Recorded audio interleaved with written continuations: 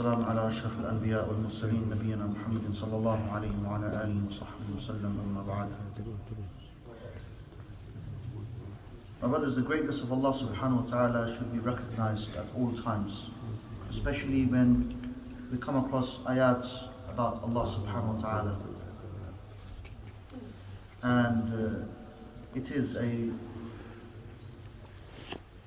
very sad when we recite the Quran and we don't know the meanings, and we don't contemplate on the meanings. And if we had to do that, our worries, despairs, problems, and any calamities to come, we'll be able to deal with it there and then. I guarantee you, honestly. I'll be a guarantor to that. And it's very easy to understand life when you follow the Quran. And so many qisas of the Quran. Fir'aun, Musa, Harun, so many alayhi salatu wasalam, the Anbiya, and Ayyub alayhi salam, Ismail, Idris, Dhal Kifl. Allah said, Kullu min as-sabin, all of them are known to be the patient ones. But why were they patient? Ever thought on that? Ever thought about why they were patient? You know, why does Allah praise them in such a manner? Kullu min as-sabirin. Powerful, amazing. Balagha in Arabic is rhetoric, is very amazingly how Allah subhanahu wa ta'ala mentions that in the Quran. The grammar in the Arabic language is so amazing. And Nahu, brothers, wallahi, study Arabic grammar, and if you study it, don't miss these books, Al-Ajurumiyya and Alfiyat by Ibn Malik. If you haven't studied these two books in a nice way, you know Arabic, mashallah, but you haven't got the gist of the beauty of the grammar in a nice way, and I'll say that again, in a nice way. Because when you get those books and you understand the poems and the poetry and the understanding, the Quran is not poetry, by the way, but I'm talking generally. When you listen to the Quran and the Quran, Allah, these ayat that we just read now, you know, regarding the greatness of Allah subhanahu wa ta'ala, how it starts with Allah ta'ala being Shadid al-Iqab dhit-tawl. It then goes into La ilaha illahu ilayhi al-masir, so the recognition of Allah, knowing that Allah is the only one who deserves to be worshipped. That's it. And around that, all the ayat are then manifested. Subhanahu wa ta'ala. Ajib. The dhikr of malaika. يَحْمِلُونَ الْعَرْشَ.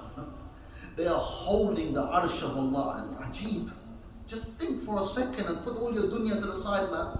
And just think about Allah. The greatness of Allah. The hadith Nabi sallallahu alayhi wa sallam said, you know, like a ring, like a bracelet or like a ring, if you throw it in the desert, that's the comparison of the kursi to the arsh. La ilaha illallah. The kursi to the arsh, how small the kursi is in comparison to the arsh is like in the desert. If you have to throw a ring, you can't even see that ring. One of the mashayikh, then he goes, فَكَيْفَ بِاللَّهِ, what about Allah? Unimaginable. You cannot imagine it. And you shouldn't. You cannot. It's not going to happen. Impossible. If you think about Allah in such a way, Allah is أَعْظَمُ وَأَجَلُ مِنْ ذَلِكَ. Allah is more greater than that. Not possible for you to imagine Allah. وَلَمْ يَكُنْ لَهُ كُفُوًا أَحَدٌ. Understand this ayat? Nothing comparable to Allah, nothing in comparison. You can't compare Allah with any of the makhluk. Abadan. وَمَا سِوَى اللَّهِ فَمَخْلُوق. Whatever is other than Allah is the creation. The arsh is a creation. The kursi is a creation. The sama is all the creation. This is amazing to think about Allah. لِمَنِ الْمُلْكُ الْيَوْمِ. Who has the dominion today? لِلَّهِ الْوَاحِدِ الْقَهَّارِ. To Allah, the one qahar, is the meaning of, maybe in English, the best meaning you give is dominant, the most powerful. Mulukul ard, the kings of the earth have no quwwah. Ma lahum min quwwatin. They have no quwwah, they have no power, they have no strength, they can't do anything. They have been dictated and in fact chosen and voted by the people who are themselves lower than them. Aslan.